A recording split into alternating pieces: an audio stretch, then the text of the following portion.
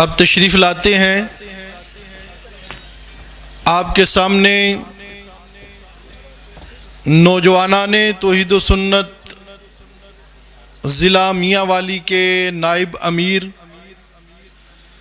اور ہماری جماعت کے انتہائی لائق عالم دین اور مناظر حضرت مولانا محمد عثمان صاحب ہرنولوی، اور ان کا عنوان ہے تقلید کی شرعی حیثیت۔ اس پر اپنا وہ بیان فرمائیں گے حضرت مولانا محمد عثمان صاحب۔ الحمد لأہلہ والصلاة لأہلہا، اما بعد فاعوذ باللہ من الشیطان الرجیم، بسم اللہ الرحمن الرحیم۔ یا ایہا الذین آمنوا اطیعوا اللہ واطیعوا الرسول واولی الامر منکم۔ الآیہ۔ نوجوانان توحید و سنت کے عظیم شاہینوں، مجھے جو عنوان دیا گیا وہ ہے تقلید کی شرعی حیثیت، تو اس میں چند چیزیں۔ سب سے پہلے تقلید کا لفظی معنی اس کا جاننا ضروری ہے، اس کے بعد پھر تقلید کی شرعی حیثیت۔ تو پیارے بھائیوں، تقلید علماء جانتے ہیں باب تفعیل کا مصدر ہے، قلد یقلد تقلیدا و تقلیدتا و تقلادا و قلادا و قیلادا و قلادا و قلادتا و مقابلہ غیر مقلد۔ تقلید کا معنی عربی زبان میں ایک اس کا معنی پٹا ڈالنا بھی ہوتا ہے۔ بعض غیر مقلد اور اپنے آپ کو اہل حدیث کہلوانے والے والقلائد کا معنی کرتے ہوئے وہ کہتے ہیں کہ یہ جو مقلدین ہیں انہوں نے حضرت امام ابو حنیفہ کا پٹا اپنے گلے میں ڈالا ہوا ہے۔ تو ان جاہلوں کو دو طریقے سے پیغام دینا چاہتا ہوں۔ ایک تو یہ کہ جب تقلید کی نسبت کسی جانور کی طرف ہو، غیر مقلد کی طرف ہو، پھر شاید اس کا معنی پٹا ڈالنا ہوتا ہے، لیکن جب تقلید کی نسبت انسان کی طرف ہو، جس طرح بخاری شریف کے اندر امی عائشہ طیبہ طاہرہ رضی اللہ تعالی عنہ کا ہار گم ہوا، وہاں پر لفظ ہے لہا قلادتن۔ اب کیا معنی کریں گے پٹے والا، یہاں معنی کر اور بن گستاخ صحابہ۔ اس لیے جب تقلید کی نسبت انسان کی طرف ہو، اس کا معنی ہوتا ہے اپنی عقیدت کا ہار کسی کو پہنانا، جس طرح امی عائشہ کا ہار تھا۔ تو ہم فروعات کے اندر مسائل غیر منصوصہ مختلف فیہا، مسائل ظنیہ کے اندر اپنی عقیدت کا ہار امام اعظم امام ابو حنیفہ کو پہناتے ہیں، اور یہ چیز وہ کہتے ہیں شرک ہے۔ اللہ نے دو ہاتھ دیے، ایک ہاتھ میں قرآن، دوسرے میں حدیث، نہ تیسرا ہاتھ ہے نہ تیسری کوئی چیز ہے، اور تقلید کرنے والا مشرک ہوتا ہے۔ میرے بھائیوں، اگر تقلید شرک ہوتی تو قرآن اس کا 20 آیت میں درس نہ دیتا۔ کہیں قرآن کہتا ہے یا ایھا الذین آمنوا اطیعوا اللہ واطیعوا الرسول واولی الامر منکم۔ اے ایمان والو، اللہ نے خطاب بھی ایمان والوں کو کیا کہ جن کے دل کے اندر ایمان موجود ہے، اللہ کی بھی اطاعت کرو، رسول کی بھی اطاعت کرو، وَأُولِي الْأَمْرِ مِنْكُمْ، اور اولی الامر کی بھی اطاعت کرو۔ اور اولی الامر کا معنی حضرت ابن عباس سے ہم العلماء، اسی طرح تمام مفسرین تفسیر کبیر کے اندر، ابن کثیر کے اندر، در منصور کے اندر، اولو الفقہ ہم الفقہاء الذین یعلمون الناس دینہم۔ کہیں قرآن کہتا ہے فاسألوا اہل الذکر ان کنتم لا تعلمون۔ اگر تمہیں مسئلے کا علم نہ ہو تم اہل علم سے پوچھ لو، پھر اس کی پوچھ کر اس چیز پر اعتماد کرنا۔ قبول قول بلا حجہ، اسی کا نام تقلید ہوا کرتا ہے۔ کہیں قرآن تقلید کا درس دیتے ہوئے سورہ فاتحہ میں ہر مقلد اور غیر مقلد سے کہلواتا ہے، ہاتھ باندھ کر کہتے ہو اہدنا الصراط المستقیم صراط الذین انعمت علیہم، اور منعم علیہ کون ہے؟ سورہ النساء کے اندر فرمایا انعم اللہ علیہم من النبیین والصدیقین والشہداء والصالحین، کہ جس طرح انبیاء منعم علیہ ہیں اسی طرح صدیقین بھی منعم علیہ ہیں، اسی طرح شہداء بھی صالحین بھی منعم علیہ ہیں۔ تو نماز کے اندر ہم اس چیز کا اقرار کرتے ہیں کہ یا اللہ ہمیں صدیقین کے راستے پر چلا، شہداء کے راستے پر چلا، صالحین کے راستے پر چلا۔ نماز سے نکل کر کہیں اہل حدیث کے دو اصول، اطیع اللہ و اطیع الرسول، باقی سب فضول۔ اور قیامت کے دن جہنمی کہیں گے لو کننا نسمع او ناقل ما کننا فی اصحاب السعیر۔ اس عنوان پر 20 آیات موجود ہیں، اور پیارے پیغمبر صلی اللہ علیہ وسلم کی حدیث میں سے بخاری شریف کے اندر صحیح سند کے ساتھ موجود ہے۔ آپ نے فرمایا ان اجتہد المجتہد فاصاب فلہ اجران وان اخطا فلہ اجر واحد۔ جب کسی مجتہد نے اجتہاد کیا، اس کا اجتہاد اگر ٹھیک نکلا 2 نیکیاں، اگر بالفرض اس مجتہد کا اجتہاد غلط نکلا 1 نیکی پھر بھی ملے گی۔ یہاں سے یہ بھی پتہ چل گیا بعض ظنی مسائل پر جاہل لوگ فتوے لگا رہے ہوتے ہیں حلت اور حرمت کے نام پر، فلاں چیز کے نام پر، جہاں پر حلت یا حرمت ظنی ہو، جہاں پر اجتہادی اور فروعی مسائل ہو، وہاں پر 1 نیکی یا 2 نیکی ملا کرتی ہے۔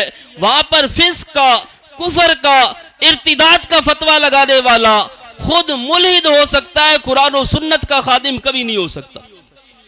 تو آپ نے فرمایا کہ ٹھیک ہوا تو 2 نیکیاں، غلط ہوئی تو 1 نیکی۔ اب مجتہد اجتہاد کرے گا، باقی لوگ ان کی تقلید کریں گے۔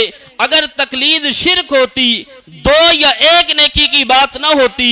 اسی طرح امام الانبیاء نے حضرت معاذ بن جبل کو جب یمن کی طرف بھیجا، آپ نے پوچھا بیما تقضی یا معاذ، اے میرے معاذ صحابی وہاں جا کر کیسے فیصلے کرو گے؟ انہوں نے فرمایا اقضی بکتاب اللہ، اے اللہ کے رسول میں فیصلے میں سب سے پہلے قرآن پیش کروں گا۔ اور یہی چیز اشاعت التوحید و سنہ کہتی ہے کہ کوئی بھی مسئلہ ہو سب سے پہلے اسے پیش کرو کتاب اللہ پر۔ آپ نے فرمایا فَإِن لَمْ تَجِدْ، اے میرے صحابی اگر وہ مسئلہ قرآن میں نہ ہوا، پھر انہوں نے فرمایا اقضی بسنتی کا یا رسول اللہ، پھر اے اللہ کے نبی آپ کی سنت سے فیصلہ کروں گا۔ آپ نے فرمایا فَإِن لَمْ تَجِدْ، اگر وہ مسئلہ قرآن میں بھی نہ ہوا، میری سنت میں بھی نہ ہوا، پھر تم کیا کرو گے؟ اس صحابی نے کہا اجتہدوا برأیی، یا رسول اللہ میں غیر مقلد نہیں بنوں گا بلکہ اجتہاد کروں گا۔ آپ نے فرمایا میں اجتہاد کروں گا، باقی لوگ تقلید کریں گے۔ تو امام الانبیاء صلی اللہ علیہ وسلم نے جو جملہ ارشاد فرمایا، آپ نے فرمایا الحمدللہ الذی وفق رسول رسول اللہ، یا اللہ تیرا شکر ہے کہ تو نے میرے قاصد کو توفیق عطا فرمائی۔ میرے صحابی نے وہ جملہ کہا جو میں امام الانبیاء کی چاہت تھی۔ آپ نے فرمایا میری خواہش بھی یہی تھی کہ آپ یہی فرماتے، میں اجتہاد کروں گا، باقی لوگ تقلید کریں گے۔ اسی طرح خطبہ حجۃ الوداع کے موقع پر امام الانبیاء نے فرمایا فَلْيُبَلِّغِ الشَّاهِدُ الْغَائِبَ، جو یہاں پر ہے وہ غائب تک میری بات پہنچا دے۔ ظاہری بات ہے جو غائب ہے وہ ان پر اعتماد کریں گے، اسی اعتماد کا نام تقلید ہے۔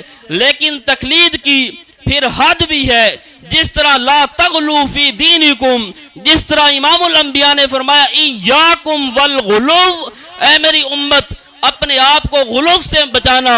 ہم کہتے ہیں تقلید کرنا ضروری، لیکن اس میں غلو نہ ہو۔ غلو افراط اور تفریط کا نام ہے۔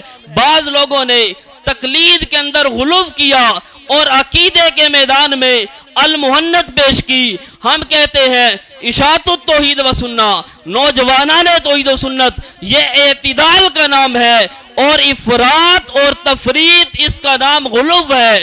جو عقیدے کے اندر المحنت پیش کرے وہ بھی غالی، جو فروعات کے اندر تقلید کا انکار کرے وہ بھی غالی۔ اس لیے الانصاف کے اندر حضرت شاہ ولی اللہ محدث دہلوی وہ لکھتے ہیں واجب علی اہل الہند ان یقلدوا ابا حنیفہ کہ اہل ہند پر واجب ہے امام ابو حنیفہ کی تقلید کرے. اور اسی طرح عقد الجید کے اندر حضرت شاہ ولی اللہ محدث دہلوی جس کو مقلد غیر مقلد بریلوی دیوبندی اور دیوبندیوں کی سمٹو یقال لہ للڑ وہ بھی مانتے ہیں. حضرت شاہ ولی اللہ فرماتے ہیں کہ امام الانبیاء نے فرمایا اتبعوا السواد الاعظم بڑی جماعت کی اتباع کرنا. اور فرمایا کہ ولمن درست مذاہب الحق کان اتباعها اتباعا للسواد الاعظم والخروج عنها خروجا عن السواد الاعظم کہ اب یہ چار جو ہیں ائمہ اربع ان کی اتباع کرنا سواد اعظم کی اتباع ہے اور ان کی اتباع سے نکلنا غیر مقلد بننا یہ خروجا عن السواد الاعظم ہے. اس لیے میرے بھائیوں تقلید کی شرعی حیثیت صرف 6 لفظ آخر میں سن لے, کوئی غیر مقلد بھی لے, وقت بھی میرا پورا ہو گیا. یہ 6 لفظ ذہن میں ہو. نمبر 1 کلمہ, 6 نمبر ہے. نمبر 1 کلمہ. اب یہ لا الہ الا اللہ محمد الرسول اللہ اگر قرآن اور حدیث کے علاوہ تیسری چیز کو ماننا شرک ہے تو یہ کلمہ قرآن میں بھی نہیں حدیث میں بھی نہیں, تو پھر کیا بنے گا؟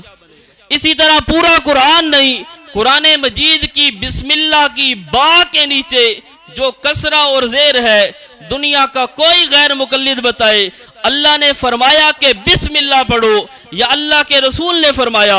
اعراب لگے حجاج ابن یوسف کے زمانے میں. اب اگر کوئی پڑھے بسم اللہ یا بسم اللہ اسے قرآن و سنت سے کیسے آپ سمجھاؤ گے؟ اس لیے قرآن پاک کا ایک حرف بھی بغیر تقلید کے ثابت نہیں. تیسری چیز حدیث, امام الانبیاء کی کوئی بھی حدیث بغیر تقلید کے ثابت نہیں. ہر حدیث کے لیے تقلید فی روایت بھی ہے, تقلید فی درایت بھی ہے, تقلید فی تزکیہ بھی ہے. اسی طرح چوتھی چیز نماز, ہم کہتے ہیں پوری نماز نہیں, صرف تکبیر تحریمہ کہ امام جہرن کہے اللہ اکبر اور مقتدی سرن کہے, دل میں کہیں اللہ اکبر. اب یہ مسئلہ نہ قرآن میں نہ حدیث میں, تو اہل حدیث کی تکبیر تحریمہ بھی قرآن و سنت سے باہر. اسی طرح 5ویں نمبر پر کھانے پینے کے اندر عموماً بھینس کا گوشت, اس کا دودھ, چائے استعمال کرتے ہیں اور جاموس کا لفظ نہ قرآن میں نہ حدیث میں. اسی طرح 6 اور آخری نمبر انسان کا والد. اب اپنا باپ بھی آدمی بغیر تقلید کے ثابت نہیں کر سکتا. اب چونکہ وقت نہیں, بہرحال ان دلائل کے ہوتے ہوئے ہر چیز کے لیے تقلید میرے بھائیوں ضروری ہے. اگر تقلید کا مطلقاً انکار کرو تو شریعت بھی ثابت نہیں. اب جو مانے اس کی مرضی, جو نہ مانے اس کی مرضی. ہمارا پیغام یہی تھا کہ ایک شرعی حجت اور دلیل ہے. دعا ہے کہ اللہ تعالی ہماری جماعت نوجوانان توحید و سنت کو اس سے بھی زیادہ ترقیاں عطا فرمائے. سارے حضرات مل کر آخر میں نعرہ لگا دیں نوجوانان توحید و سنت. آخر دعوانا